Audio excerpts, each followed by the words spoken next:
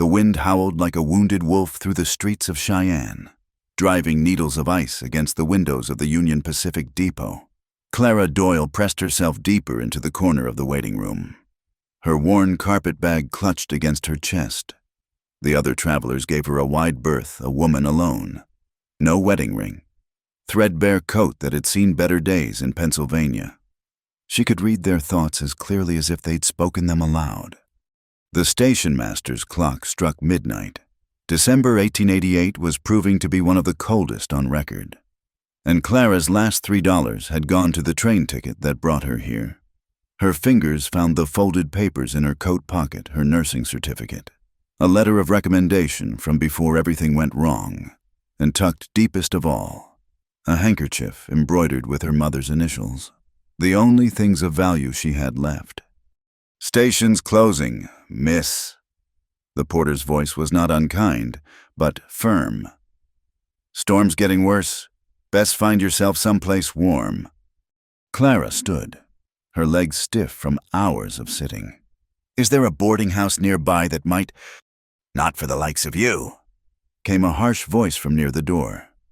A well-dressed woman pulled her fur coat tighter, eyeing Clara's simple dress and ungloved hands. "Decent establishments don't take in strays." The words stung more than the cold. Clara had heard worse in Philadelphia, after she'd testified against Dr. Marlowe, after she'd told the truth about what he'd done to those immigrant women in his care. The medical board had believed him. Of course, a respected physician's word against a mere nurse. She'd been lucky to escape with her license intact, even if her reputation was in tatters. The depot door swung open, bringing a blast of Arctic air and a man who seemed carved from the winter night itself.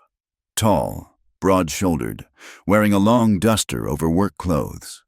He moved with the easy confidence of someone who belonged exactly where he was. His face was weathered but not old, maybe 35 to her 28, with dark hair that needed cutting and eyes the color of river stones. "Evening, Tom," he said to the porter, his voice carrying the trace of an accent Clara couldn't place, not quite southern, but softened by something. "Picking up some supplies from the late freight. They make it through." "Sorry, Mr. Calder, train stuck outside Laramie. This storm's got everything locked down tighter than a banker's wallet." The man Calder muttered something that might have been a curse. His gaze swept the waiting room and paused on Clara. She lifted her chin, meeting his eyes directly. She'd learned that showing weakness invited wolves. "Ma'am," he said, touching the brim of his hat. Then, to the porter, "Tom, you can't close up with a lady sitting here in this weather." "Ain't my rules, Eli. Besides, she ain't got nowhere to go nohow." Clara stood, gathering the rags of her dignity. "I'll be fine. I've survived worse than a little snow." Calder studied her for a long moment. She could see him taking in the details, the careful mending on her coat, the worn boots, the carpet bag that held everything she owned. His expression didn't change, but something shifted in those stone-colored eyes. "The Cattleman's Hotel is 2 blocks north," he said. "Tell Mrs. Morrison that Eli Calder will settle the bill in the morning." Pride warred with desperation in Clara's chest. "I don't take charity, Mr. Calder." "Then don't take it as charity." He pulled off his gloves, revealing hands marked by hard work-burn scars on one palm that spoke of forge work, calluses from handling reins. "Take it as a loan. Town's short on medical folk. If you're what I think you are, you'll have work enough to pay it back before the week's out." Clara's hand went instinctively to her pocket, to the certificate hidden there. "How did you—" "The way you looked at my hands just now, checking for injuries, cataloging old wounds. My mother was a healer. I know the look." He pulled his gloves back on. "Storm's getting worse. Whatever brought you to Cheyenne? It won't matter much if you freeze to death your first night here." Before Clara could respond, a shout came from outside. The door burst open again, and a young railroad worker stumbled in, supporting another man who wasn't walking so much as being dragged. "Help Jimmy's hurt bad got caught when the freight car shifted." Without thinking, Clara dropped her carpet bag and moved forward. The injured man's leg was twisted at an unnatural angle, his face gray with shock and pain. Blood seeped through his torn trousers. "Get him on that bench," Clara ordered, her voice carrying the authority of years of practice. "You," she pointed at the woman in fur. "Your scarf. Now.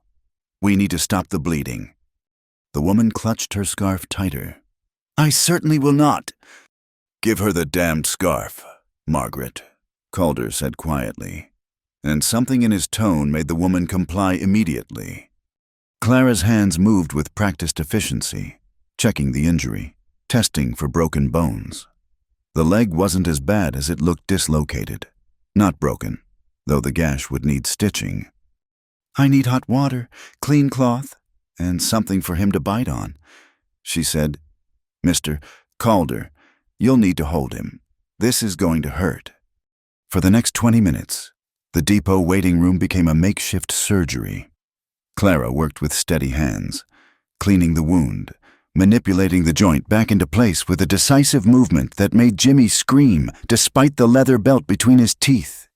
She used her own sewing kit to stitch the gash, her needle moving in precise, tiny sutures that would minimize scarring. "Where'd you train?" Calder asked quietly, holding Jimmy steady as Clara worked.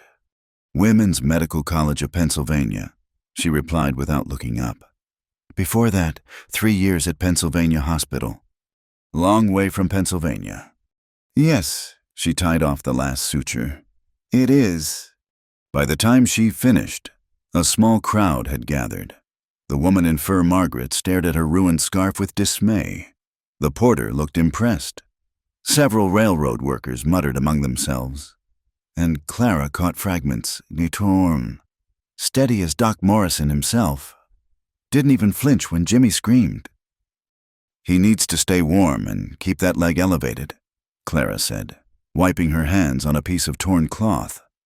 "The stitches should hold, but someone needs to watch for fever, if the wound turns red or starts weeping." "We'll fetch you," one of the workers said. "Where you staying, miss?" Clara glanced at Calder, who nodded slightly. "The Cattleman's Hotel, apparently." "About time we got us another medical type," another worker said. "Doc Morrison's good enough, but he ain't always available." Clara knew what that meant. She'd seen it before doctors who chose their patients based on ability to pay rather than need. Calder helped move Jimmy to a makeshift stretcher. As the workers carried their friend out into the storm, he turned back to Clara. "That was fine work." "It was necessary work," Clara corrected. She suddenly felt the exhaustion of the past weeks catching up with her, the long train journey, the nights sleeping in stations, the constant vigilance required of a woman traveling alone. "Come on," Calder said. "Let's get you to the hotel before you collapse. Tom, can you see that her bag gets delivered?" "Sure thing, Mr. Calder." Clara wanted to protest, but her legs felt like water. She allowed Calder to guide her out into the storm, his large frame blocking the worst of the wind. The 2-block walk felt like miles, the cold so intense it burned her lungs. The Cattleman's Hotel was warm and bright, with a fire crackling in the main room. Mrs. Morrison, a stern-faced woman with kind eyes, took one look at Clara and immediately began issuing orders for hot water, extra blankets, and soup from the kitchen. "Put her in the corner room," she told Calder. "It's smallest, but it's right above the kitchen, stays warmest." "I'll settle the bill in the morning." "Beth," Calder said, "see that you do, and you," she fixed Clara with a stern look, "you get yourself warmed up and fed. You look like you haven't had a proper meal in a week." Longer than that, Clara thought but didn't say. As Mrs. Morrison bustled off, Calder turned to Clara. "Welcome to Cheyenne. Miss Doyle, Clara Doyle." "Eli Calder. I run a horse ranch about 5 miles north of town. Also do some smithing work." He paused. "That railroad boy's going to be telling everyone about what you did tonight. By morning, half the town will know there's a new medical woman in Cheyenne. And the other half will be deciding I'm trouble. Clara said quietly. A woman alone, practicing medicine without a man's supervision. I've seen how that story ends. Maybe, Calder said. Or maybe Cheyenne's different. We're practical people out here, Miss Doyle. We care less about what's proper and more about what works. He touched his hat brim again. Get some rest. Town'll still be here in the morning. He turned to go, then paused at the door. That certificate in your pocket, whatever trouble it brought you in Pennsylvania, it might just be your salvation here, if you're willing to work for it. After he left, Clara sat on the edge of the narrow bed, finally allowing herself to feel the weight of everything. She'd fled west with nothing but hope and determination, running from a past that branded her a troublemaker. A woman who wouldn't keep quiet when keeping quiet was the sensible thing to do. But tonight, for the first time in months, someone had looked at her and seen not a scandal or a problem, but a pair of skilled hands and useful knowledge. It wasn't much, but it was a start. Outside, the storm continued to rage, but Clara Doyle was no longer out in it. Tomorrow would bring new challenges, new faces to convince, new battles to fight. But tonight, she was warm and safe. And in the morning, she would begin again. The last thing she did before sleeping was carefully fold her mother's handkerchief and place it under her pillow. Not the new beginning we imagined. Mama, she whispered to the empty room. But a beginning nonetheless. In the distance, through the storm, she could hear the faint ringing of a hammer on metal, someone working late at a forge, shaping raw iron into something useful. The sound followed her into sleep, a steady rhythm that seemed to promise that broken things could be remade, that even the hardest metal could be shaped by patient hands and fierce heat into something entirely new. The morning sun cast long shadows across the snow as Clara made her way north from town, following the directions Mrs. Morrison had grudgingly provided over breakfast. 5 miles out, past the creek crossing. Can't miss it, only spread with a working forge attached to the horse barns. The walk gave Clara time to think about the past week. Word of her treatment of Jimmy had indeed spread through Cheyenne like wildfire. She'd tended to a dozen injuries since then, mostly minor cuts and sprains. Though one case of pneumonia had required all her skill, payment had been sparse, but honest, a few coins here, fresh bread there, a warm meal at the boarding house. But charity wouldn't sustain her through winter. When Eli Calder had appeared at the hotel that morning, offering proper work at his ranch in exchange for room and board, she'd swallowed her pride and accepted. The Calder spread appeared as she crested a small rise. It wasn't the largest ranch she'd seen on her journey west, but it spoke of careful management and honest work. The main house was modest but well-maintained, smoke rising from its chimney. To the left stood a massive barn and several corrals where horses moved like flowing water, their breath steaming in the cold air. And there, attached to the barn like an afterthought that had become essential, was the forge. The sound reached her first, that same steady rhythm of hammer on anvil she'd heard through the storm. As she approached, she could see Calder at work, shaping what looked like a horseshoe, despite the cold. He worked in his shirt sleeves, the forge's heat creating its own pocket of warmth. A boy of maybe 14 sat on a barrel nearby, whittling something from a piece of wood. He spotted Clara first and jumped up, nearly dropping his knife. "Mr. Eli, that lady doctor's here." Calder paused mid-swing, setting his hammer aside. "Miss Doyle, right on time." He gestured to the boy. "This is Jesse Pike. He helps with the horses and pretends to help with the forge work." "I do help," Jesse protested, then remembered his manners. "Pleased to meet you, ma'am. Is it true you sewed up Jimmy's leg with just regular thread?"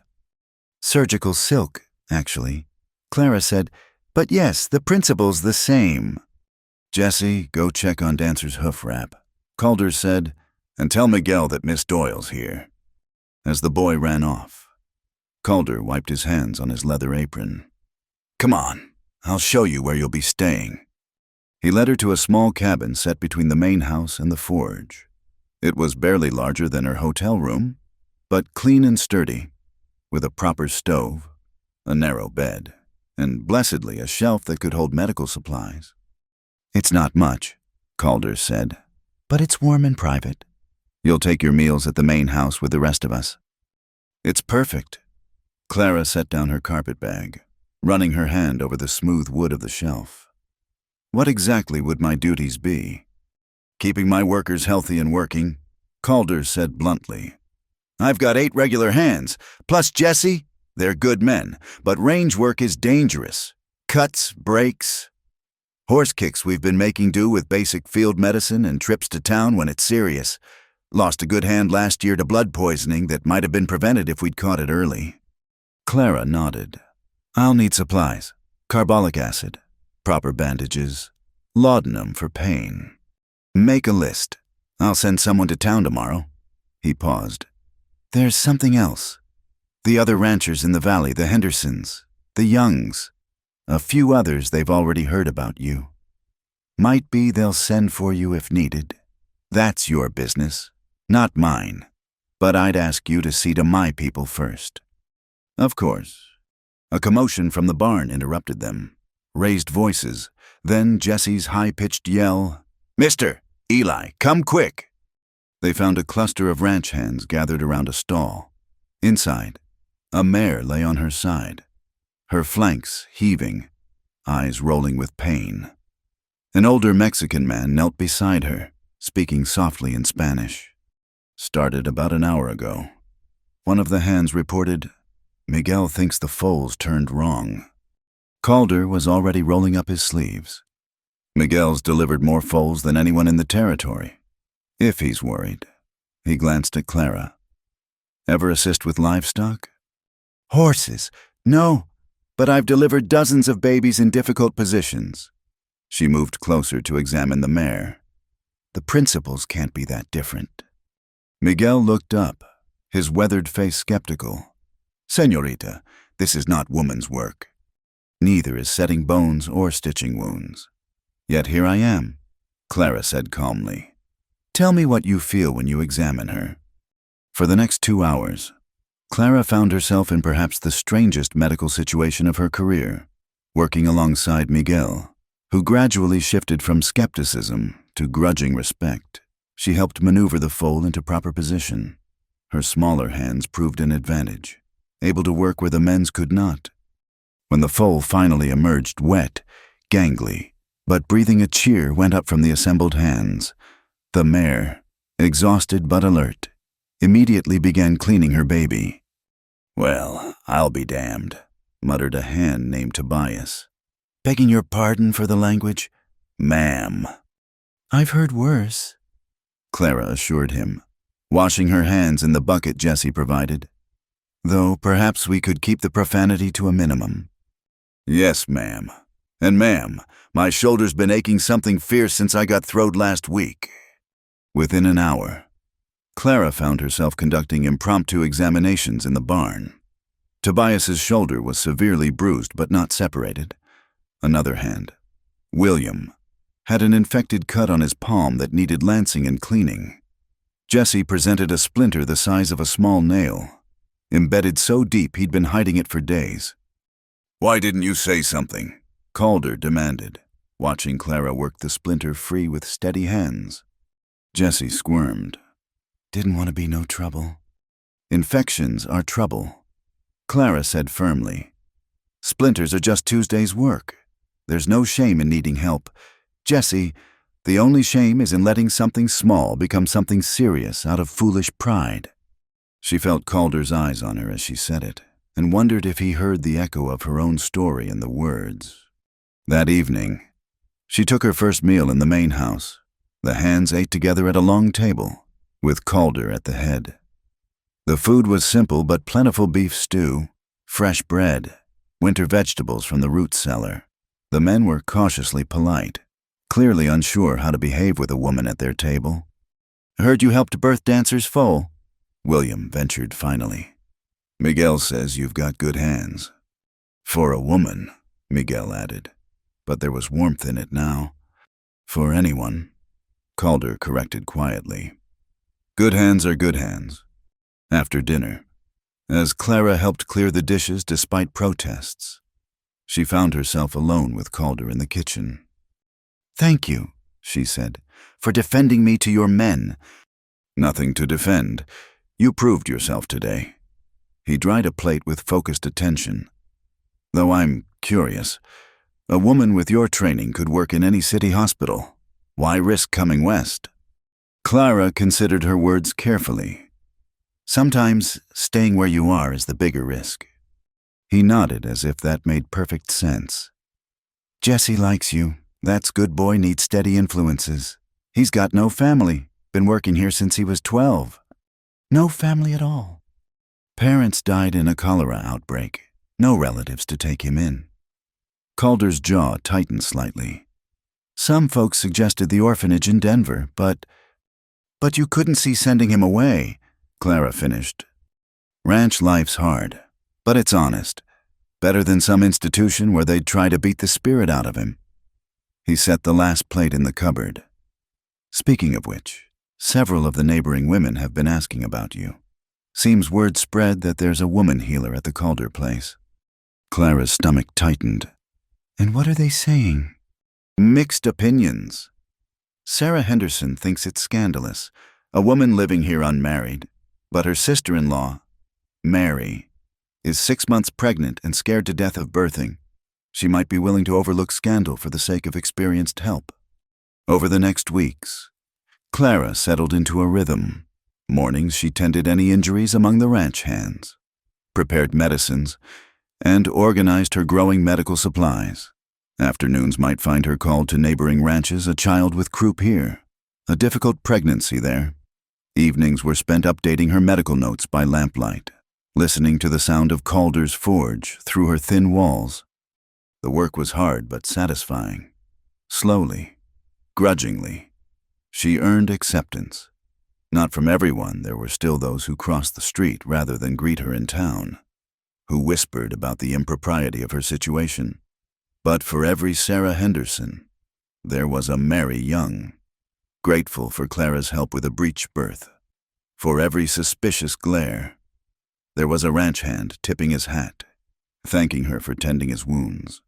One evening in late January, after a particularly long day treating an outbreak of cough among the Henderson children, Clara sat by her stove, too exhausted to walk to the main house for dinner. A knock at her door revealed Calder with a covered plate. "Jesse said you didn't come for supper." "I'm sorry, I should have—" "You should take care of yourself," he interrupted, setting the plate on her small table. "Can't heal others if you wear yourself to nothing." She was too tired to argue.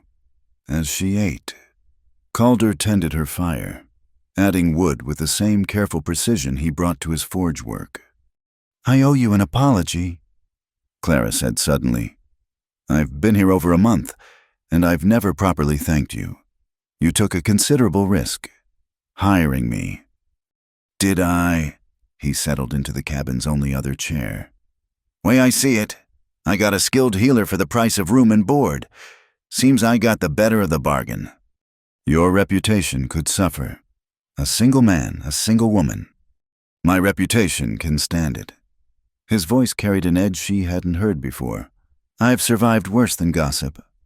Clara studied him in the lamplight. She'd learned pieces of his history over the weeks the war service he rarely mentioned, the family farm in Ohio he'd left behind, the wife who'd died of fever their first year in Wyoming. But there were gaps, silences that spoke of deeper wounds.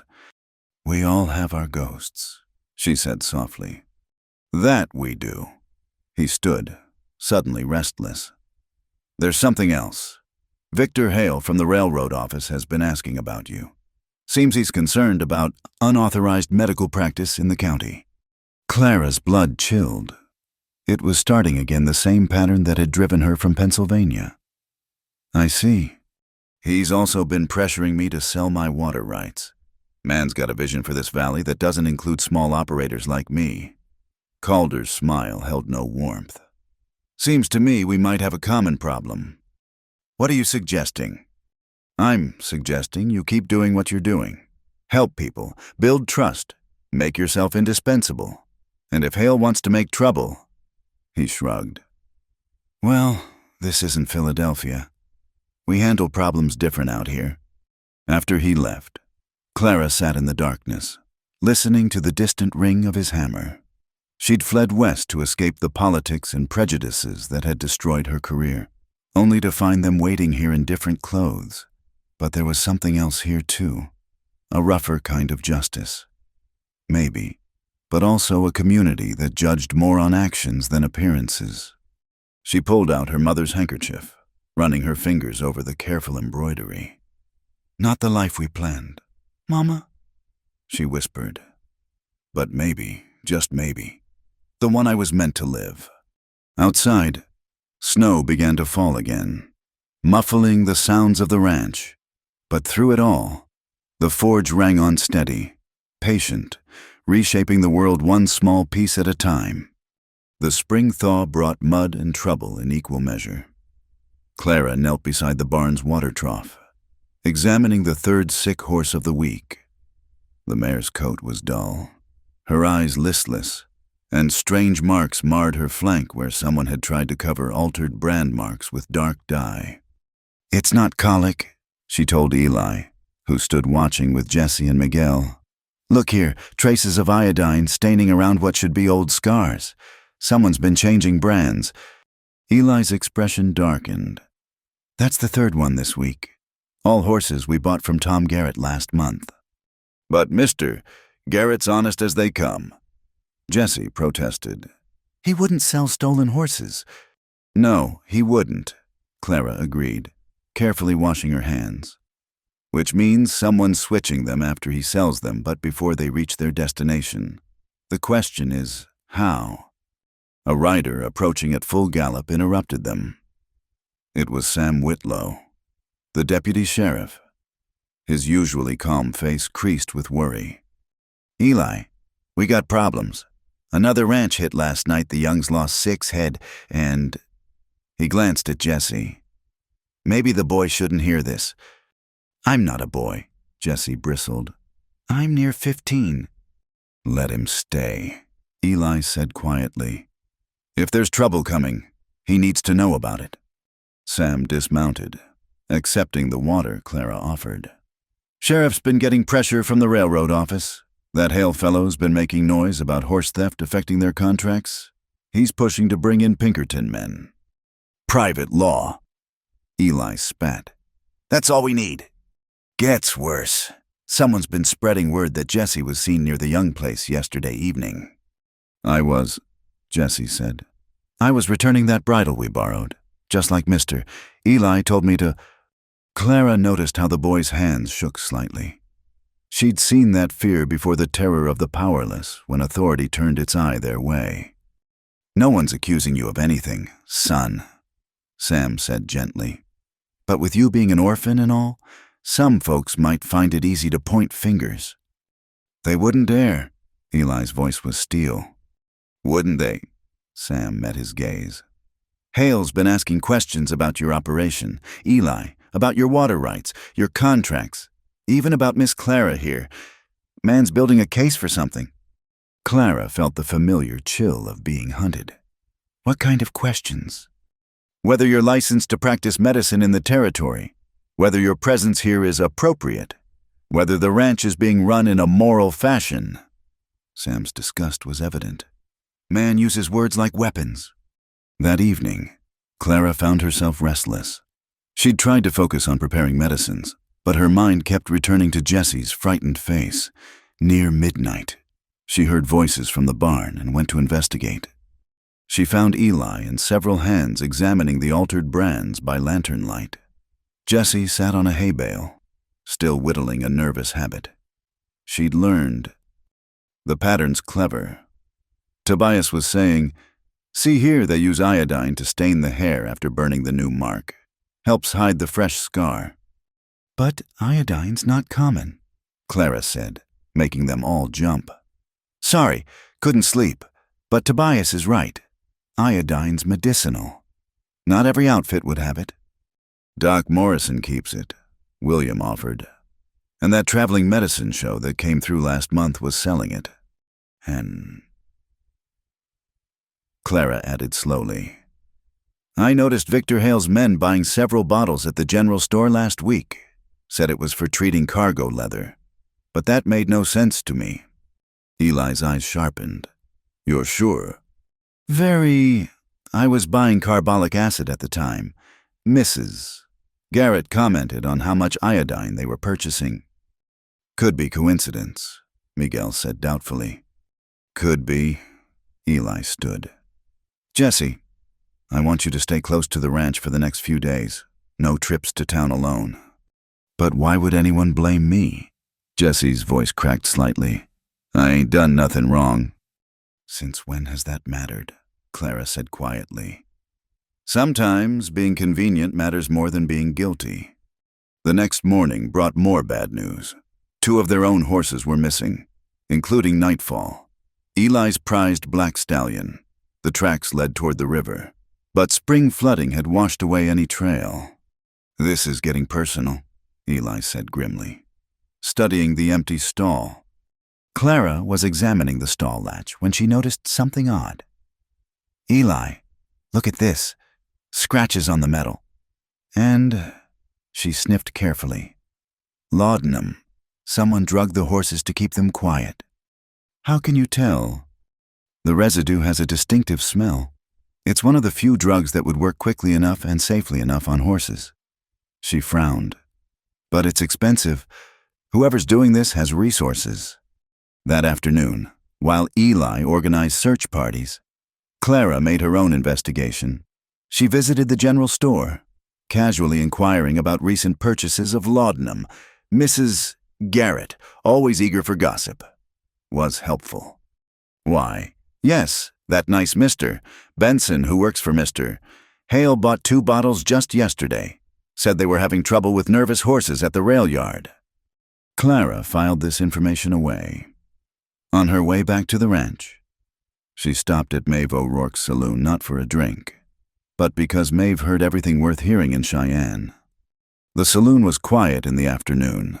Maeve, a handsome woman in her 40s with striking red hair and careful eyes, polished glasses behind the bar. Miss Doyle, surprised to see you here. I need information, Clara said directly, about the horse thefts. Maeve studied her for a long moment.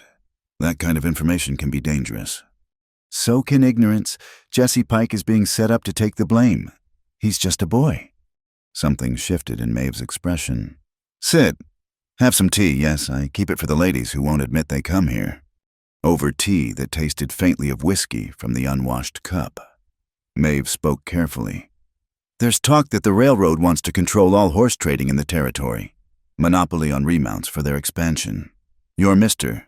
Calder's operation is one of the few independent ones left. So they're trying to destroy his reputation. Or create enough chaos that he'll sell cheap. Maeve paused. There's something else. One of Hale's men, drinking deep last week, mentioned something about the inside man at Calder's place. Clara's blood chilled. One of our hands is involved. Seems so. Question is, which one? That evening, Clara watched the hands at dinner with new eyes. These men had become familiar to her over the months, their jokes, their complaints, their small kindnesses. The thought that one might be betraying Eli made her stomach turn. It was Jesse who provided the crucial clue. After dinner, he approached Clara in her cabin. Miss Clara, can I ask you something medical? Of course. If someone had a hurt finger, like a real deep cut that scarred, would it still hurt even after months? Clara frowned. It might. Nerve damage can cause lasting pain. Why? It's just, I seen Marcus rubbing his finger a lot lately, the one he cut bad last fall. And today when he was saddling up, I noticed it looked funny, like the scar was shaped different than I remembered. A memory clicked into place. Jesse, you're brilliant. Scars don't change shape, but rings leave marks, especially if worn constantly, then removed. The next morning, Clara shared her suspicions with Eli. Marcus, one of the most trusted hands, had been wearing a ring that left a distinctive mark, the kind of ring that might scratch a metal latch while opening it. Marcus has been with me 3 years, Eli said quietly. I trusted him. Maybe he had no choice. Hale's methods of persuasion can be compelling. Clara had seen it before in Philadelphia, good people forced into bad choices. They set a trap. Eli announced at breakfast that a valuable shipment of horses would be moved to the south pasture that night, horses with newly registered brands that would be easy targets. Then they waited. Near midnight, Clara crouched with Eli and Sam Whitlow in the barn's loft, watching through cracks in the boards. Jesse was safely locked in the main house with Miguel standing guard, despite his protests. The barn door creaked open. A figure slipped inside Marcus, moving with guilty stealth. He went straight to the medicine cabinet Clara had installed, reaching for the laudanum. "That's enough, Marcus," Eli said, climbing down from the loft. Marcus spun, his hand going to his gun, then freezing as he saw Sam's badge and drawn pistol. "I'm sorry, boss," Marcus said, his shoulders slumping. "They got paper on me from Texas. Said they'd turn me in if I didn't help." "So you betrayed us instead?"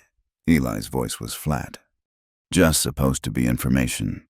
When the horses moved, which ones were valuable? I didn't know they were changing brands, I swear." Clara climbed down to join them. "The iodine. Marcus, you took some from my supplies." Marcus nodded miserably. "Benson said he needed it for the marks, to make them look older. I didn't think—" "No," Eli said coldly. "You didn't." Sam arrested Marcus, but Clara noticed Eli's expression more sad than angry. Betrayal from within cut deeper than any external threat. The next day brought partial victory, with Marcus's confession. Sam had enough to arrest several of Hale's men. The altered horses were identified by the iodine traces Clara had discovered, but Victor Hale himself remained untouchable, protected by railroad lawyers and careful distance from the actual crimes. "He'll try again," Eli said that evening. They stood by the corral, watching the returned horses. Nightfall pranced nervously, still unsettled by his ordeal. "Probably," Clara agreed. "But now we know his methods, and the town knows Jesse's innocent. Thanks to you." Eli turned to face her. "Your detective work saved that boy from prison or worse." "I had help? Jesse's observation about Marcus? Maeve's information?" "Maeve spoke to you." Eli seemed surprised. "She doesn't trust easily." "Professional recognition? Perhaps. We've both made our living reading people." A comfortable silence fell between them. The spring evening was mild, stars beginning to appear in the darkening sky. "I'm sorry about Marcus," Clara said finally. "I know betrayal from someone you trust is difficult." Speaking from experience, "Yes." She thought of Dr. Marlowe, of colleagues who'd turned their backs rather than support her testimony. "But I've learned something. Trust isn't weakness. Even when it's betrayed, it's the only way we build anything worthwhile." Eli was quiet for a moment. "You're a remarkable woman, Clara Doyle." "Just a practical one, Mr. Calder." "Eli," he corrected. "I think we're past formalities." From the main house, Jesse's voice called them to late supper. As they walked back together, Clara felt something shifting between them, a recognition, perhaps, of shared battles and compatible scars. The war with Victor Hale was far from over. There would be more attempts to destroy Eli's ranch, more threats to her own position. But tonight, they had won a victory. Jesse was safe. The truth was known. And trust, fragile but real, was growing like spring grass through melting snow. The courthouse bells rang out across Cheyenne, their bronze voices cutting through the afternoon heat. Clara stood beside Eli on the wooden sidewalk, watching dust devils dance down Main Street. The summons in her hand felt heavier than it should, a single sheet of paper that could end everything she'd built here. Unauthorized practice of medicine. She read aloud for the third time. "Formal hearing scheduled for tomorrow, 2:00. "We knew this was coming," Eli said quietly. His jaw was set in that way she'd learned meant he was thinking hard. Hale's been planning this since the horse theft scheme failed. Through the window of the Cattleman's Hotel, Clara could see the town council gathering for their weekly meeting. Victor Hale stood among them, his silver-headed cane catching the light as he gestured emphatically. Even from here, she could see his satisfied smile. "Miss Clara?" Jessie came running up, breathless. "Miss Maeve says to come quick. Says she's got something important." They found Maeve O'Rourke in her private office above the saloon, a room Clara had never seen before. It was surprisingly elegant books lining the walls, a fine Persian rug, a daguerreotype of a younger Maeve with a small child.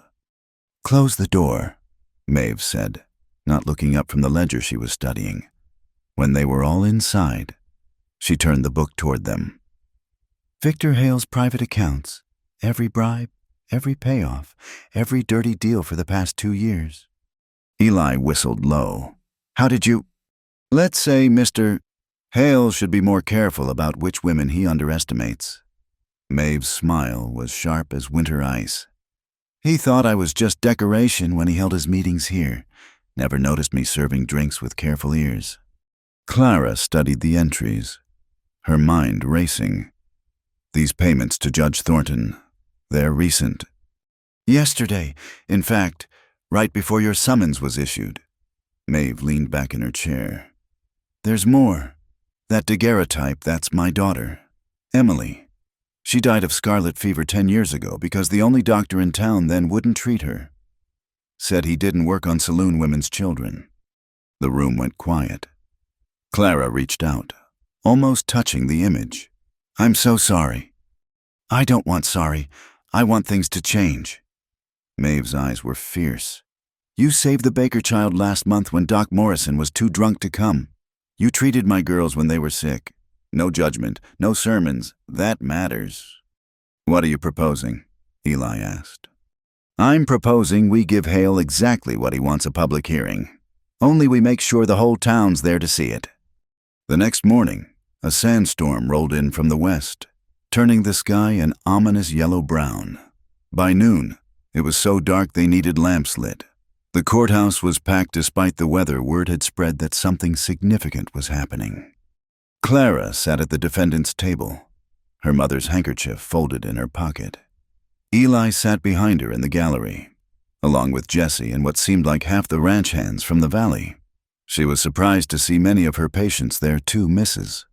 Young with her healthy baby, the Henderson children she'd treated for croup, even Jimmy from the railroad, still limping but walking. Judge Thornton, a thin man with nervous hands, called the hearing to order. Victor Hale rose from the prosecutor's table, his confidence evident in every line of his bearing. "Your Honor, this is a simple matter. Miss Doyle has been practicing medicine without proper territorial licensing. She's endangered lives with her amateur ministrations." "I object to the characterization." Sam Whitlow stood up from where he'd been sitting near the door. "I'm not a lawyer, but I am a lawman, and I've seen Miss Doyle save lives that would have been lost otherwise." "You're out of order, Deputy," Judge Thornton said weakly. "Maybe so," Sam replied. "But if we're talking about endangering lives, maybe we should talk about why Doc Morrison was too drunk to treat the Jones boy's broken arm last week, or why he only seems to make house calls to folks who can pay in gold." A murmur ran through the crowd. Hale's jaw tightened. "The competence of other practitioners is not at issue here." "Isn't it?" Clara stood, surprising herself with her steady voice. "Mr. Hale, you speak of proper licensing. May I present my credentials?" She laid out her certificates, nursing school, her training at Pennsylvania Hospital, testimonials from professors. "I have more formal medical training than most frontier doctors. What I lack is not knowledge but connections to the right people." Nevertheless, Hale pressed.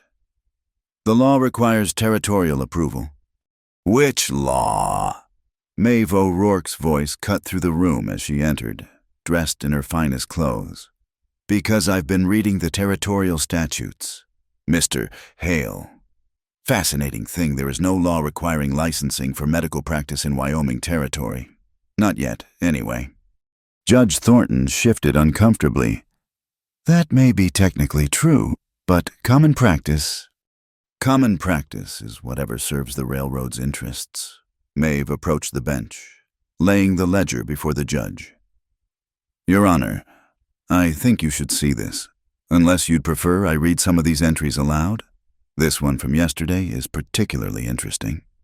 The judge's face went pale as he recognized his own name in the ledger. The courtroom erupted. Hale was on his feet, shouting about inadmissible evidence. Citizens were demanding to see the ledger. Through it all, the sandstorm howled outside, rattling the windows like an angry spirit. Order Judge Thornton banged his gavel weakly. We'll recess. Everyone into the church next door until this storm passes. We'll reconvene there. The First Methodist Church was the only building large enough to hold everyone who wanted to witness what happened next. They filled in through the driving sand, covering their faces with whatever they could find. Clara helped guide Mrs. Young and her baby, while Eli assisted old Mr. Henderson. Inside the church, with sand seeping through every crack and the bell tower moaning in the wind, the hearing took on an almost biblical quality. Judge Thornton, looking defeated, sat at the altar table. Miss O'Rourke, he said quietly, that ledger is yours, Judge, Maeve said, handing it to him. What you do with it is your business, but these people deserve honest justice. Clara stood before the assembled townspeople. I came to Cheyenne running from injustice in Pennsylvania. I testified against a doctor who harmed his patients, and I was punished for it. But here, I've found something different, a community that judges by actions, not prejudices. One by one, people stood to speak. Jimmy talked about his leg, saved from amputation. Mrs. Young described her difficult birth, how Clara had stayed with her for 18 hours. Jesse, his voice cracking with emotion, told how Clara had proved his innocence in the horse thefts. She ain't just a doctor, Jesse said. She's family. She's one of us. Even Doc Morrison spoke, surprising everyone. I'm not a young man anymore, he admitted. Can't ride out to every ranch, can't stay awake for every emergency. This town needs more than one healer. Miss Doyle's proven herself 10 times over. The storm was beginning to abate when Judge Thornton finally spoke. In light of new information and the testimony presented, I find no grounds for restricting Miss Doyle's practice. Case dismissed. Hale stormed out, sand swirling in his wake, but the townspeople lingered, many approaching Clara to shake her hand or offer quiet thanks. Later, as they walked back through the settling dust, Eli took Clara's arm to steady her against the wind. You did it. We did it, she corrected. Maeve's ledger, Sam's support, everyone who spoke up. But you stood up first, in Pennsylvania, and again here. He stopped walking, turning to face her. That takes a kind of courage I've rarely seen. They were standing in the lee of the blacksmith shop, momentarily sheltered from the wind. Clara looked up at him, seeing in his eyes something that made her heart race. Eli. I know, he said softly. Wrong time, wrong place, too much unsettled. But Clara, when this is over, when Hale's dealt with and the ranch is secure, we'll talk, she finished. When it's safe. He squeezed her hand, just once. Then they continued through the storm toward home. That evening, the ranch felt like a fortress of calm after the day's chaos. Clara was updating her medical notes when Jesse knocked on her door. Miss Clara, I wanted to say. What I said in church, I meant it, about family. Clara felt her throat tighten. Come here, Jesse. She hugged the boy, feeling him tremble slightly before returning the embrace. Family doesn't always mean blood, she said. Sometimes it means choosing to stand together when the world tries to tear you apart. After Jessie left, Clara sat in the gathering darkness, listening to the familiar sound of Eli's hammer in the forge. The storm had passed, leaving the air clean and sharp with the scent of sage. Through her window, she could see lights beginning to twinkle in the ranch buildings, the bunkhouse where the hands were probably playing cards, the main house where Jessie was doing his lessons, the forge where Eli worked out his thoughts in iron and fire. She pulled out her mother's handkerchief, running her fingers over the familiar embroidery. We found our place, Mama, she whispered. Different than we imagined, harder than we hoped, but ours nonetheless. Tomorrow would bring new challenges. Victor Hale wouldn't give up easily, and there were still battles to fight. But tonight, Clara Doyle was exactly where she belonged in a community that had claimed her as surely as she had claimed it, surrounded by people who would stand with her against any storm. The church bells rang the hour, their bronze voices carrying across the valley. This time, they sounded like victory. The night sky hung moonless over the Calder Ranch, stars scattered like spilled salt across black velvet.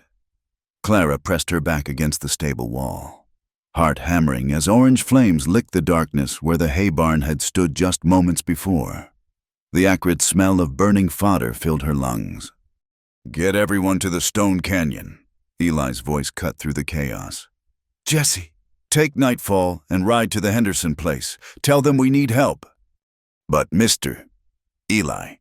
Jessie's protest died as another explosion of flame erupted from the barn's collapsing roof. "Go now." Clara grabbed her medical bag with one hand and Mrs. Chen, the cook's wife, with the other. The older woman was coughing badly from the smoke. Around them, ranch hands scrambled to save what they could, leading terrified horses away from the flames, forming bucket brigades that seemed pitifully small against the inferno. "Where's Miguel?" Tobias shouted, his face streaked with soot. "He went back for the breeding records." William pointed toward the smaller office building, dangerously close to the spreading fire. Without thinking, Clara thrust her bag at Mrs. Chen and ran toward the building. The heat hit her like a physical wall, but she could see Miguel through the window, struggling with a heavy chest. Miguel, leave it. Either he couldn't hear her or wouldn't listen. Clara kicked in the door, smoke billowing out. She found Miguel on his knees, overcome by the fumes. Together, they dragged the chest of precious bloodline documents outside just as the roof began to cave. Eli appeared through the smoke, lifting Miguel over his shoulder. "The canyon move." They stumbled through the darkness. Following the narrow trail Clara had learned led to a box canyon with high stone walls, a natural fire break. Behind them, she could hear the terrible sound of structures collapsing, years of work reduced to ash in minutes. The canyon was already crowded with people and animals. Jessie hadn't left. He was helping calm the horses, tears cutting tracks through the dirt on his face as he watched his home burn. "I sent Tobias instead," he told Eli defiantly. "You needed me here." For once, Eli didn't argue. He was too busy organizing their makeshift refuge, sending men to watch for spot fires, checking the injured. Clara set up a treatment area near the spring, dealing with burns, smoke inhalation, and cuts from the frantic evacuation. It was while treating a gash on William's arm that she heard the crack of a rifle shot echoing off the canyon walls. "They're coming!" The lookout's cry sent fresh fear through the group. Eli grabbed his Winchester. "How many?" "6, maybe 7 riders, coming from the North Road." Clara's mind raced. The North Road that would put Hale's men between them and any help from town. They were trapped. "I need volunteers," Eli said grimly. "We make our stand at the canyon mouth. They can only come at us a few at a time there." "You'll need cover," Clara said, surprising herself with how steady her voice sounded. "Jessie, help me gather blankets. We'll soak them in the spring. Wet wool doesn't burn easily." As the men prepared their defense, Clara worked with the women and younger hands to create barriers and prepare for wounded. Her hands moved automatically, even as her mind grappled with the reality that they might not survive this night. The attack came just before dawn. Gunfire erupted at the canyon entrance, muzzle flashes lighting the pre-dawn darkness. Clara crouched behind a boulder, ready with bandages and prayers. "Clara!" Eli's shout spun her around. One of Hale's men had circled around, climbing the canyon wall. He had his rifle trained on Jesse, who was reloading ammunition for the defenders. Without thought, Clara grabbed a fist-sized rock and threw it with all the accuracy her years of childhood baseball had given her. It struck the gunman's temple, sending him tumbling down the rocks. "Nice arm," Sam Whitlow commented, appearing with a posse of townsmen. "Thought you might need some help." The tide turned quickly after that. Faced with reinforcements, Hale's remaining men fled. But the damage was done from the canyon rim. They could see the ranch building still smoldering in the growing light. "We'll rebuild," Eli said quietly, his hand finding Clara's shoulder. But Clara was looking at the injured gunman she'd struck, now conscious and groaning. Something about his face was familiar. As she knelt to check his injuries, he grabbed her wrist. "You're her," he gasped. "The doc from back east. He said you'd caused trouble before." "Who said?" Sam demanded. The man's eyes darted between them, fear replacing pain. "Can't. He'll kill me." "He'll have to get in line," Eli said coldly. "You burned my home, threatened my people. Talk." What came out was worse than Clara had imagined. The man Bart Collins was wanted in 3 territories. Hale had hired him and others like him specifically because they were desperate men with nothing to lose. But there's more. Collins wheezed. The doc in Philly Marlowe, he wrote Hale, told him all about her, how she ruined him with her testimonies and such. Hale figured if she'd done it once. Clara felt the blood drain from her face.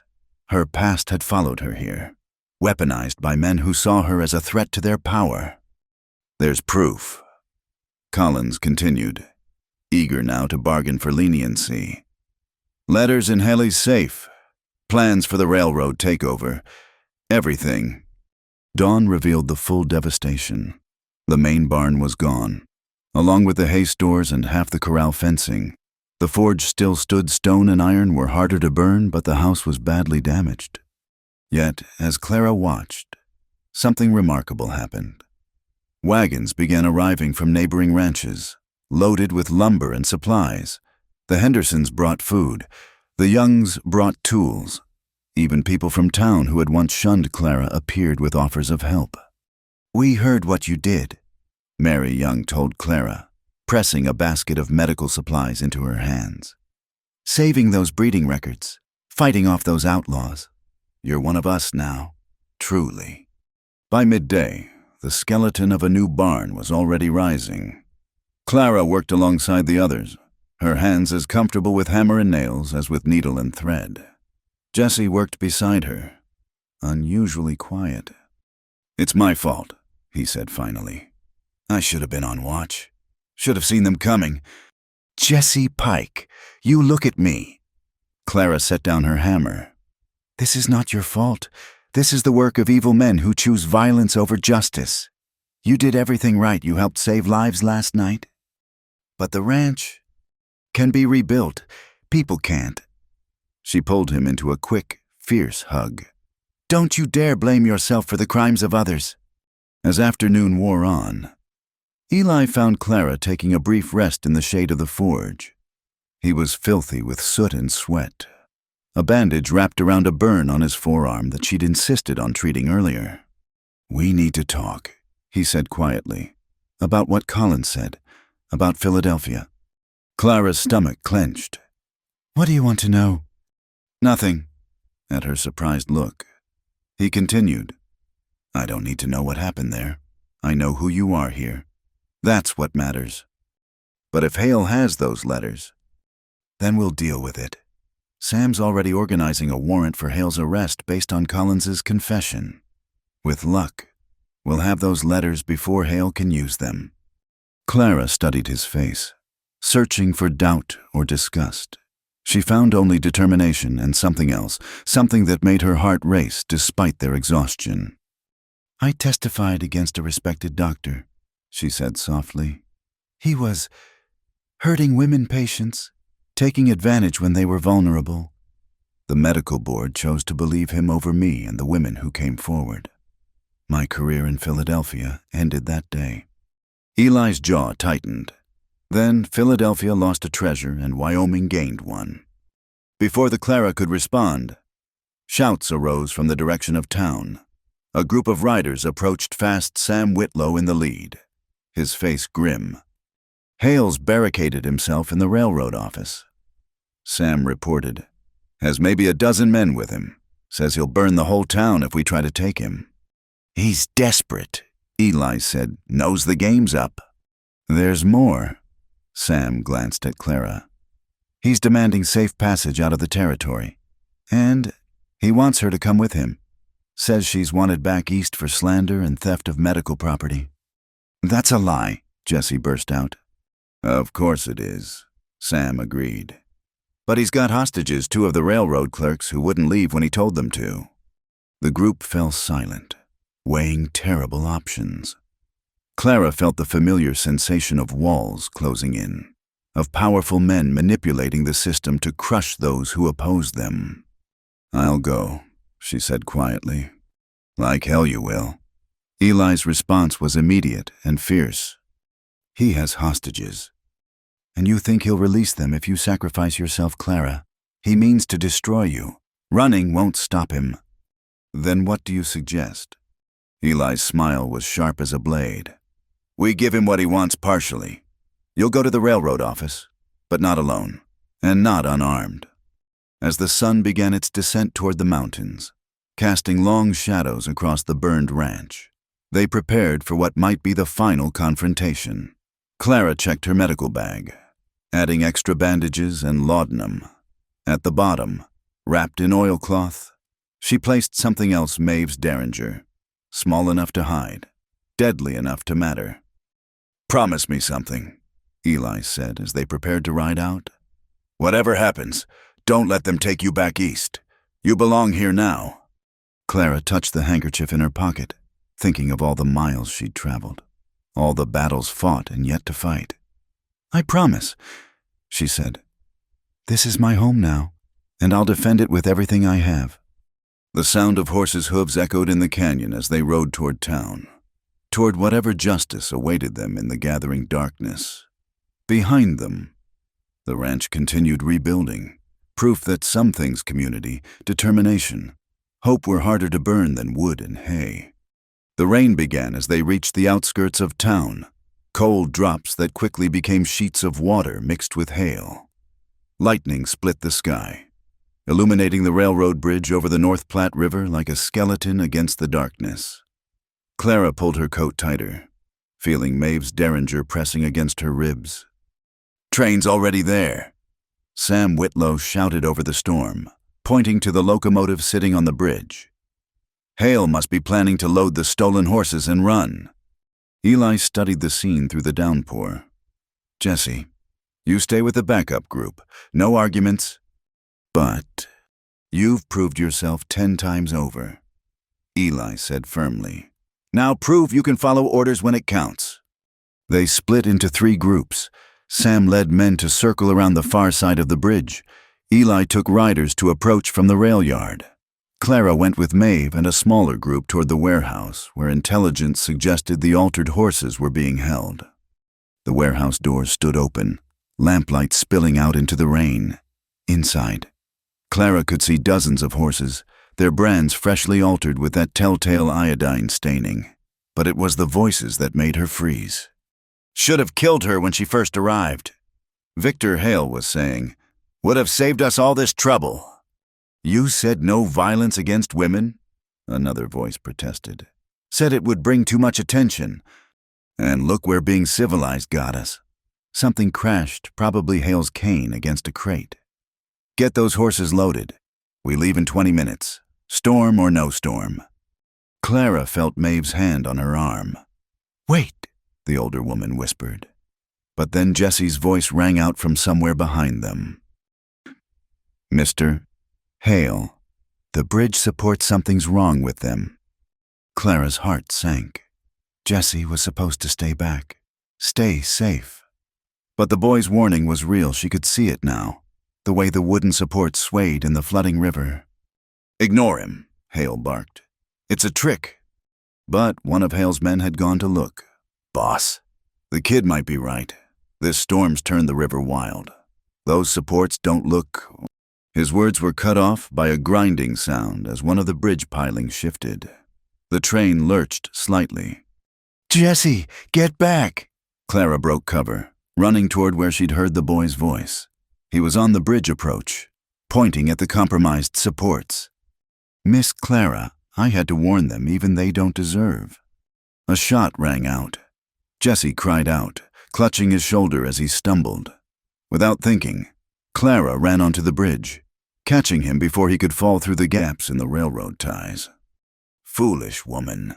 Hale emerged from the train car, pistol in hand. "You've ruined everything." The bridge shuddered again. Below, the North Platte roared, swollen with storm water and debris. Clara pressed her hand against Jessie's wound, trying to stem the bleeding while calculating their chances. Let the boy go." "Hale!" Eli's voice carried over the storm. He stood at the bridge entrance, rifle trained on the railroad man. "Your fight's with me. My fight's with all of you." Hale waved his gun wildly. "Progress, civilization, proper order, you've stood against it all." Another piling shifted. The loaded horses in the train cars whinnied in terror, their weight making the bridge sway more dramatically. "Victor!" A new voice cut through the chaos. Maeve O'Rourke walked onto the bridge with the careful grace of someone who'd faced down armed men before. "Victor, stop this madness!" Hale's face contorted. You betrayed me!" "You betrayed yourself the day you chose greed over humanity." Maeve kept walking forward, seemingly oblivious to the gun.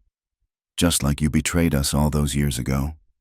Clara realized with a start what Maeve was doing, positioning herself between Hale and his escape route. The revelation that had been hinted at in the courthouse was about to come fully to light. "Shut up!" Hale's hand shook. "She doesn't know, does she?"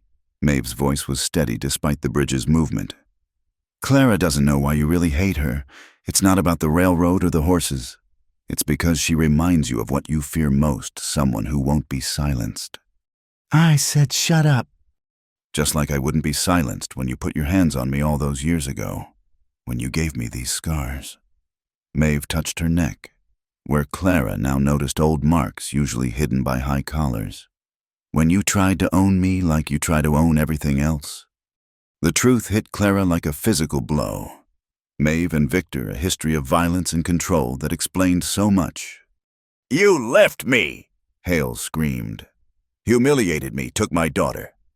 "Protected our daughter," Maeve corrected. "From you." The bridge gave another ominous groan. One of Hale's men made a break for solid ground, starting a panic. Men began abandoning the train, splashing through the rain toward safety. In the chaos, Hale lunged forward, grabbing for Clara. She twisted away, but her movement made Jessie cry out in pain. The boy was losing blood, his face pale in the lightning flashes. "Let them go, Victor." Eli had moved onto the bridge now, still armed but careful. "It's over." "Nothing's over." Hale raised his gun toward Clara. Three things happened simultaneously. Maeve threw herself at Victor. Eli's rifle cracked, and the bridge support finally gave way completely. The world tilted. Clara grabbed Jessie with one arm and caught a rail support with the other as the bridge section twisted. She could hear horses screaming, men shouting, the terrible sound of wood splintering. "Clara!" Eli was there, pulling them up, his strength the only thing between them and the raging river below. Together they struggled to solid ground as the bridge continued its slow collapse. Victor Hale wasn't so fortunate. His last cry was lost in the crash of timber and steel as an entire section of bridge tumbled into the North Platte. Maeve stood at the edge, rain streaming down her face. watching the spot where he disappeared. "Jesse needs help," Clara said, her professional instincts overriding everything else. She worked by touch and instinct in the storm, packing the wound, using strips of her petticoat for bandages. "The bullet's still in there, but it missed the major vessels. We need to get him somewhere dry." Sam Whitlow appeared with men and wagons. Doc Morrison's office is closest. They made a strange procession through the storm-lashed streets. Clara kept pressure on Jesse's wound while Eli drove the wagon at breakneck speed. Maeve sat beside them, holding Jesse's other hand, murmuring comfort. Doc Morrison was sober for once, his hands steady as he and Clara worked together to extract the bullet. Jesse bore it bravely, biting down on a leather strap, tears streaming down his face. "You saved them," Clara told him as she stitched the wound closed. "Your warning saved those men on the bridge, even though they were our enemies." That took real courage. "Didn't seem right," Jesse mumbled, groggy from the laudanum. "Letting anybody die like that." Later, as dawn broke clear after the storm, they gathered in Morrison's parlor. Sam had recovered what he could from the wreckage, including documents from the train that proved the horse theft ring extended across 3 territories. "Hale's dead," Sam reported. "Found his body 2 miles downstream. Most of his men are either captured or scattered." Clara felt no satisfaction, only exhaustion. "What about the horses?" "Being returned to their rightful owners. The brands were documented in Hale's own records. Seems he was too arrogant to hide his crimes properly." Maeve spoke quietly. "I need to tell you all something about Victor and me." She took a breath. "We were married once, 15 years ago in Kansas City. I was young, foolish, thought his ambition was strength. When I realized what he truly was, I ran, changed my name, built a new life. But he found me here eventually. He's been tormenting me subtly for years, using what he knew to keep me silent." "Why didn't you say something?" Clara asked gently. "Shame, fear, the knowledge that a woman's word against a powerful man's means nothing." Maeve looked directly at Clara.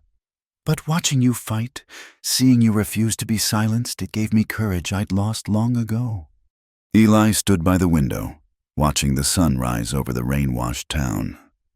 "It's finished then. The ranch is safe. Clara's free to practice medicine. Jesse's going to recover."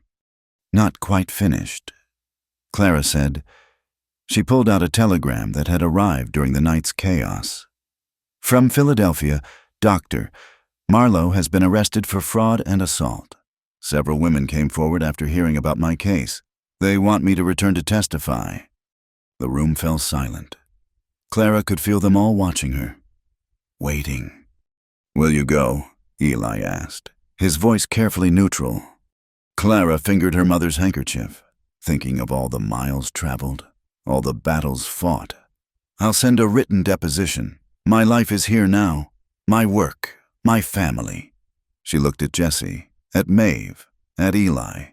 "Everything that matters is here." "Good," Jesse said drowsily from his bed. "Because I'm not learning medical stuff from Doc Morrison. He smells like whiskey and his handwriting's terrible." "Despite everything," they laughed. Even Morrison chuckled, acknowledging the truth of it.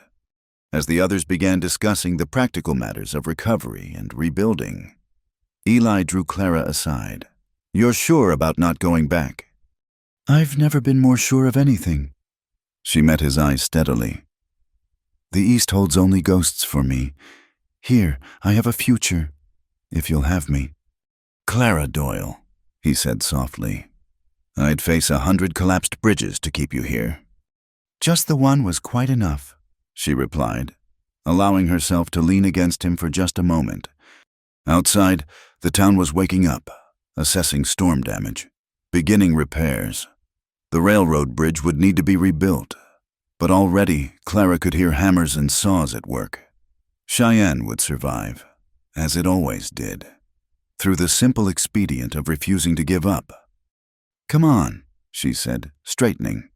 "Jesse needs watching, and there'll be injuries from the storm to tend, and your ranch needs rebuilding." "Our ranch," Eli corrected. "If you're staying, it's our ranch." Clara smiled, feeling something settle deep in her chest, a sense of belonging she'd thought lost forever. Our ranch, then our town, our life. As they walked back into the makeshift hospital room where Jessie was arguing with Doc Morrison about the proper way to tie sutures, Clara touched her mother's handkerchief one more time. The journey had been longer and harder than either of them could have imagined. But she'd found what her mother had always wished for her, a place to use her gifts, people to love, and the courage to stand for what was right. The storm had passed, the sun was shining, and Clara Doyle was exactly where she belonged. The morning sun painted the grasslands gold as Clara stood on the rise overlooking the rebuilt Calder Ranch. 3 months had passed since the night on the bridge, and the valley had transformed.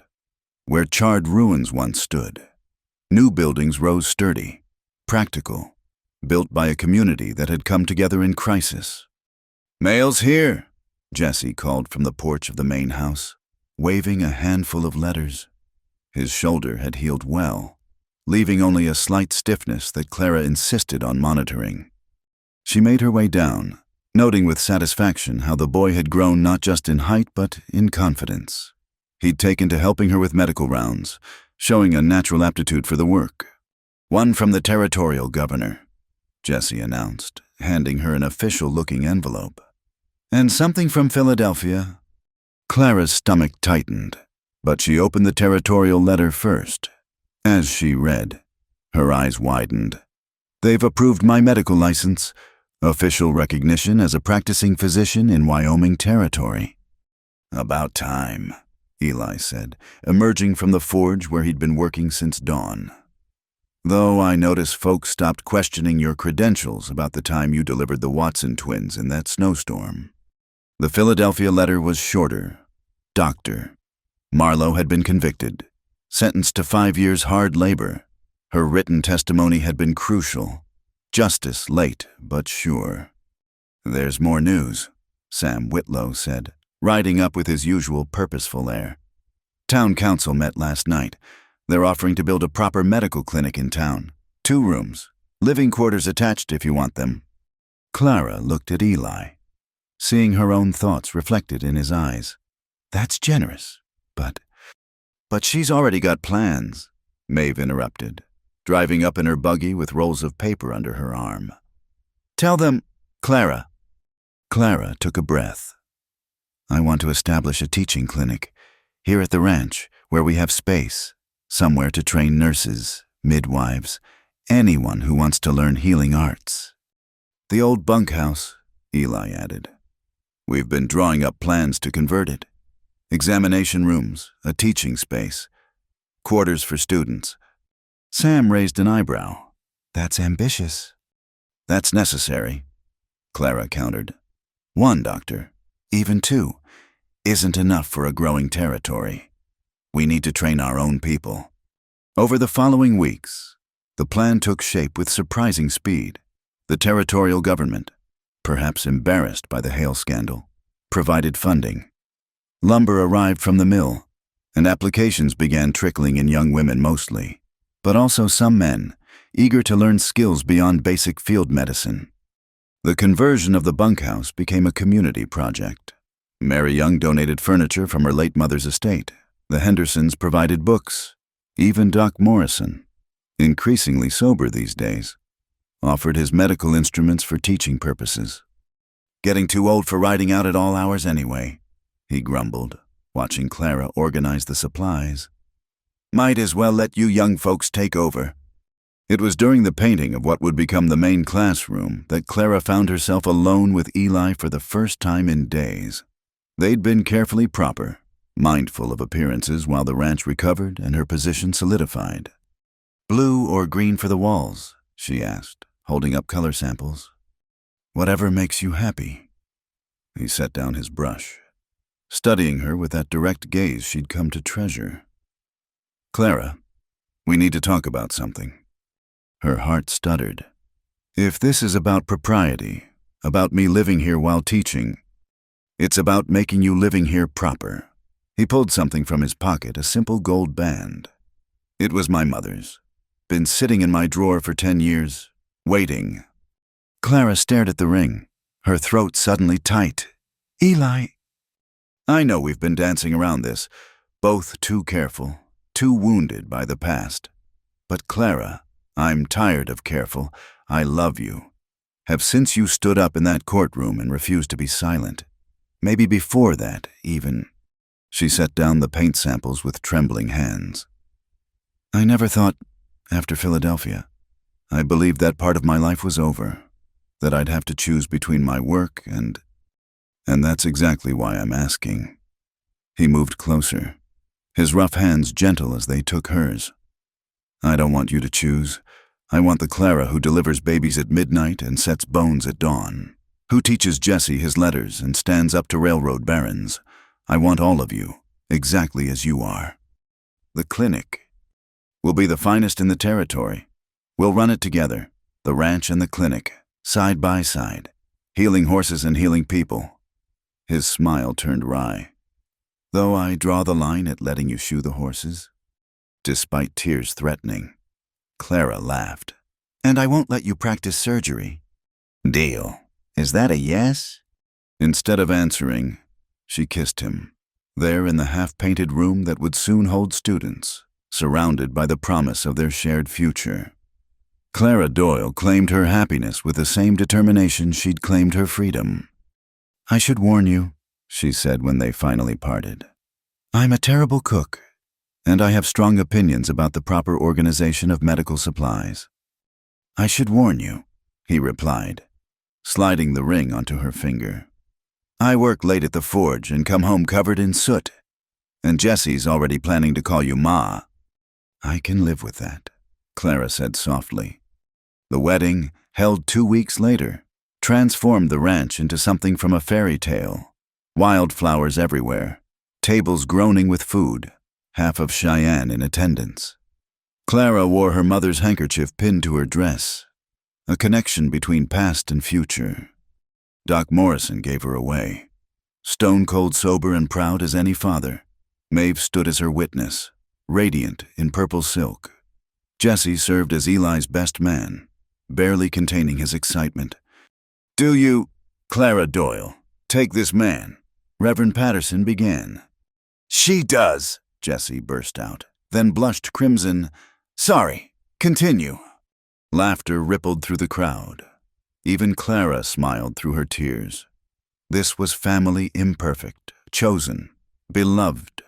After the ceremony, as guests danced to fiddle music under the stars, Clara found a moment of quiet by the corral fence. The ranch spread before her, lit by lanterns and moonlight.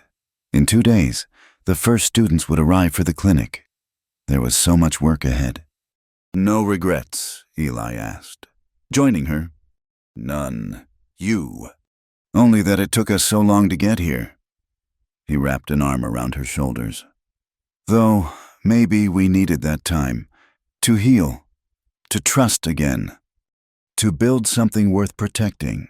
Clara agreed. A shout from the main house interrupted them. Miss Clara, I mean, Mrs. Calder. Jesse's voice was panicked. Mrs. Henderson's here. Her grandson's got the croup, something terrible. Clara sighed, then smiled. And so it begins. Go, Eli said, kissing her forehead. I'll make your excuses to the guests. Save the boy. Always, Clara promised, gathering her skirts to run. Later, much later, after young Timothy Henderson was breathing easily and the last guests had departed, Clara and Eli sat on their porch watching the sun rise over their domain. The medical clinic, the ranch, the forge, all of it spread before them like a promise kept. What are you thinking? Eli asked. Clara fingered her mother's handkerchief, now safely in her pocket. I'm thinking about circles, how I came here with nothing but hurt and fear, how that led me to you, to Jesse, to this life, how the worst thing that happened to me in Philadelphia became the door to the best things here. Deep thoughts for a wedding night. She laughed, leaning into his warmth. I'm thinking about the future too. The students coming next week, the babies who'll be born here safely, the bones that will mend properly, the lives we'll touch. The children we'll raise, Eli added quietly. Clara's hand found his.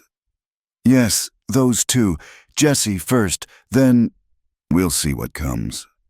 A rider appeared on the horizon, Tom from the telegraph office. Riding hard. Clara and Eli both stood, instantly alert. Sorry to interrupt your wedding night, Tom called. But there's been a mining accident up at Silver Creek. Cave in. They need a doctor bad. Clara was already moving. How many injured? Dozen, maybe more. I'll get my supplies. Eli, can you? Already hitching the wagon? Jesse, get the emergency kit. As they prepared to leave, working in the smooth harmony of people who understood each other completely, Clara felt a deep satisfaction. This was her life now, always ready, always needed, never alone. The sun climbed higher, painting the mountains pink and gold. Somewhere in those mountains, men were trapped and hurting. But help was coming, a woman who'd traveled far to find her purpose, a man who'd given her a home, a boy who'd found his family, and a community that had learned to see beyond convention to capability. Ready? Eli asked, offering his hand to help her into the wagon. Clara took it, feeling the ring solid on her finger. Always. As they rode toward the mountains and whatever challenges waited there, Clara touched her mother's handkerchief once more. The words she'd whispered so many times had finally come true, just not in any way she could have imagined. She was home. She was loved. She was exactly where she belonged. And the work, the good, necessary, life-saving work was just beginning. 1 year later, the Calder Ranch had transformed into something neither Clara nor Eli could have imagined. The Prairie Rose Medical Clinic stood proudly beside the original buildings, its wooden sign creaking gently in the autumn breeze. Through the windows, the sound of young voices reciting anatomy lessons mixed with the ring of Eli's hammer from the forge. Clara stood in the doorway, watching her current class of 8 students practice bandaging techniques on each other. Among them sat Jesse, now officially her apprentice, his natural gentleness making him excellent with frightened patients. Remember, Clara instructed. Firm, but not tight. You want to stop bleeding, not cut off circulation entirely. Yes, Mrs. Calder. The students chorused. It still made her smile. Hearing her married name, a commotion in the yard drew her attention. Sam Whitlow was riding in fast, and Clara recognized the urgency in his posture. Behind him, a wagon carried what looked like an injured man. Clara, we need you quick, Sam called. Found him on the road. Looks like he's been shot, but it's old. Wound's gone bad. Clara was already moving, calling orders. Jesse, prepare the surgery. Mary, Sarah, get hot water and clean linens. The rest of you, observe but stay back. The man was unconscious, burning with fever. Clara cut away his shirt, revealing a festering wound that made her students gasp. But it was the man's face that made Clara freeze for just a moment, weathered, scarred, but unmistakably familiar. Do you know him? Eli asked, appearing at her shoulder. No, Clara said, pushing aside memories of Philadelphia. But I know his type. Jesse, carbolic acid. We need to clean this immediately. As she worked, the man mumbled in his delirium. Names, places, fragments of a life lived rough, but one name kept recurring. Marlowe. Tell Marlowe. The girl was right. Clara's hands never faltered, but she felt Eli's concerned gaze. Later, she thought, deal with it later. The surgery took 2 hours. Clara let her senior students assist, turning crisis into teaching opportunity. When it was done, the man's breathing was easier, the wound cleaned and properly dressed. Will he live? Sam asked. If the fever breaks by morning, possibly. Clara washed her hands, noticing they were steadier than her heart. Where did you find him? About 10 miles east. His horse was dead-ridden to exhaustion. Papers in his saddlebags say he's Thomas Garrett, private investigator from Philadelphia. That night, Clara sat vigil beside the patient. Eli brought her coffee, settling into the chair beside her. "Want to talk about it?" Clara sighed. "The things he was saying. Marlowe was the doctor I testified against. This man must have been investigating the case." "After all this time." "Justice moves slowly, but it moves." She checked the man's pulse stronger now. "I just wonder why he came here." The answer came with dawn.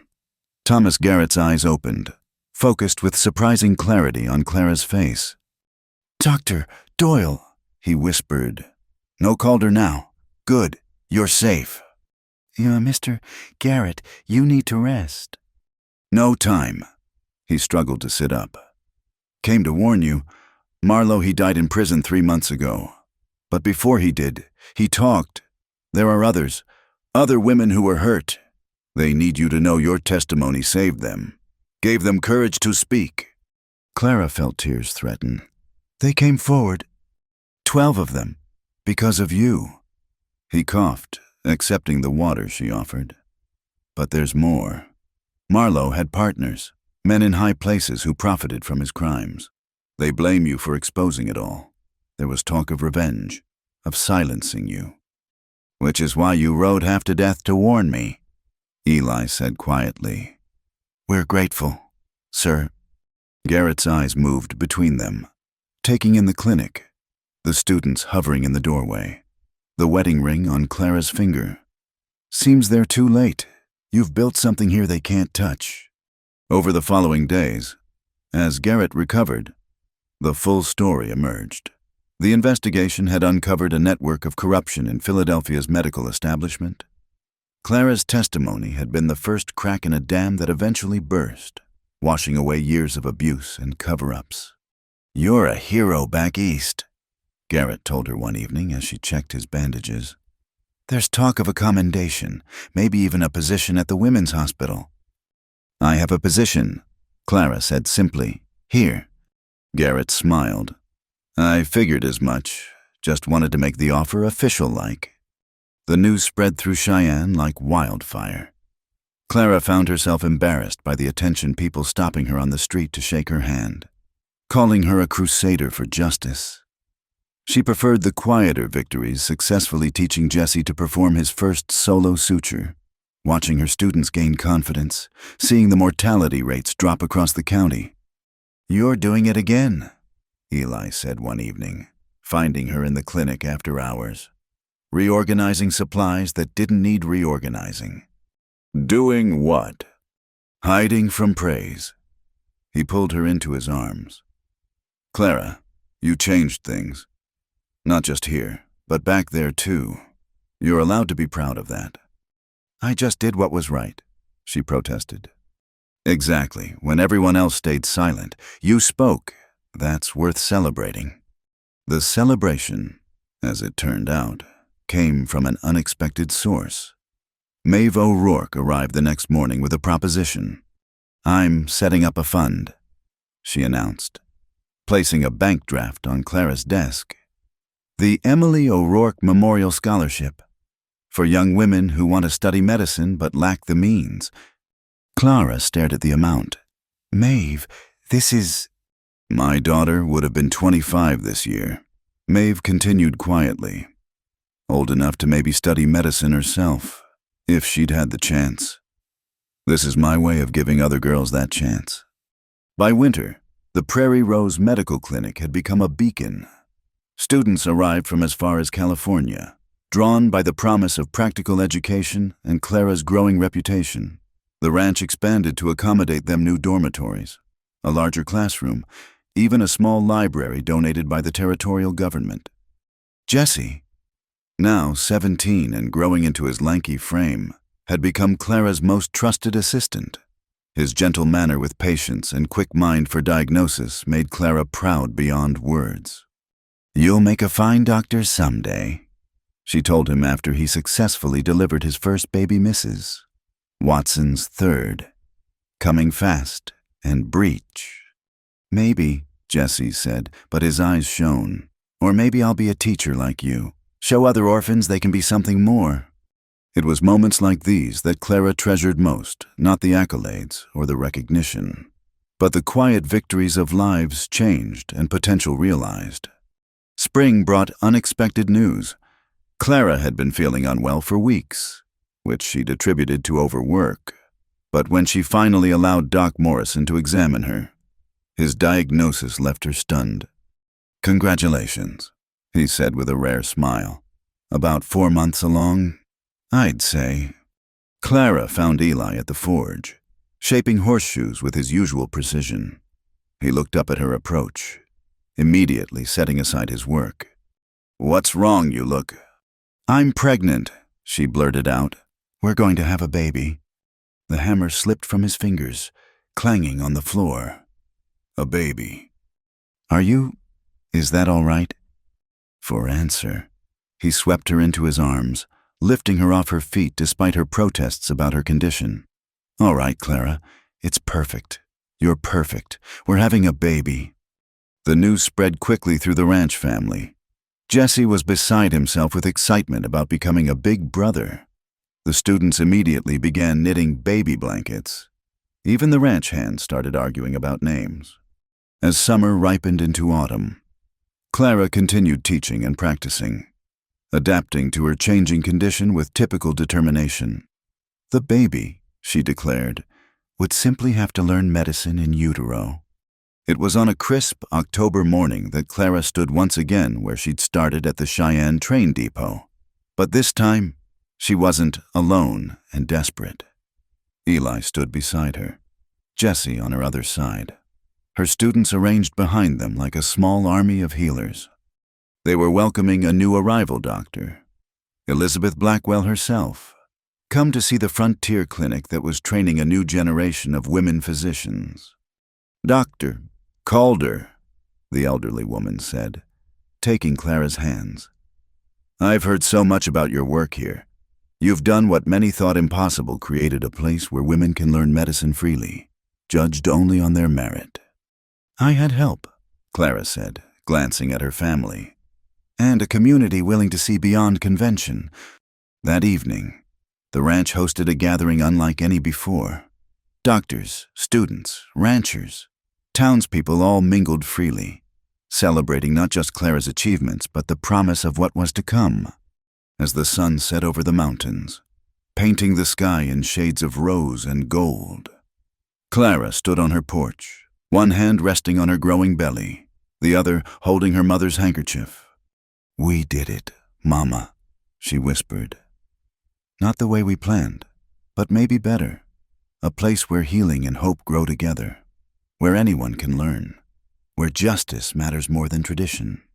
Eli joined her, wrapping his arms around her from behind. "Happy?" "Complete," she corrected, leaning back against him. The ranch spread before them, the clinic with its lights burning bright.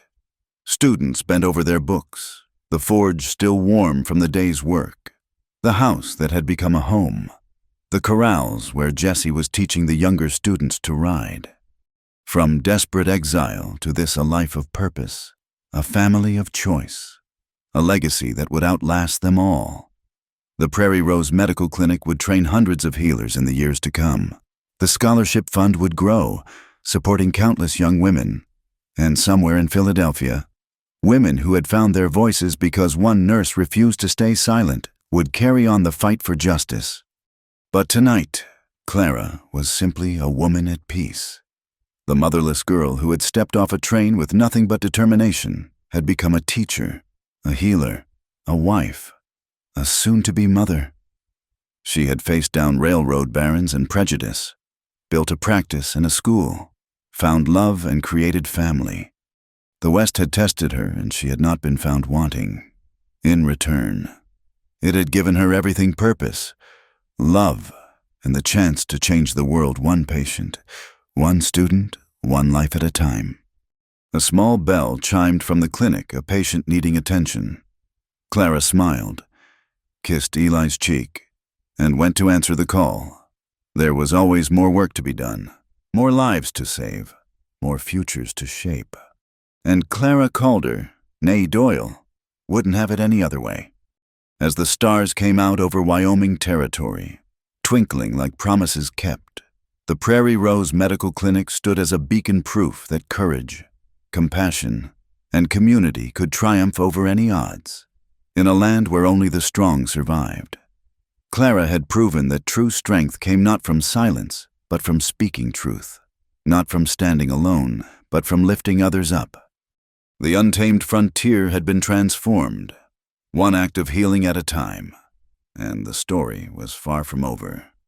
Thank you so much for listening to this tale of courage, love, and justice in the Old West. I hope Clara and Eli's story touched your heart as much as it touched mine while sharing it. I'd love to hear where you're listening from, whether it's during your morning commute, a late-night shift, or perhaps while working on your own dreams. Please share your thoughts in the comments below. If you enjoyed this story, please subscribe to Wild West Night for more tales of the frontier. Hit that like button. And don't forget to press the hype button to help more people discover these stories of hope and determination in the American West. Until next time, partners, keep riding toward your own horizons.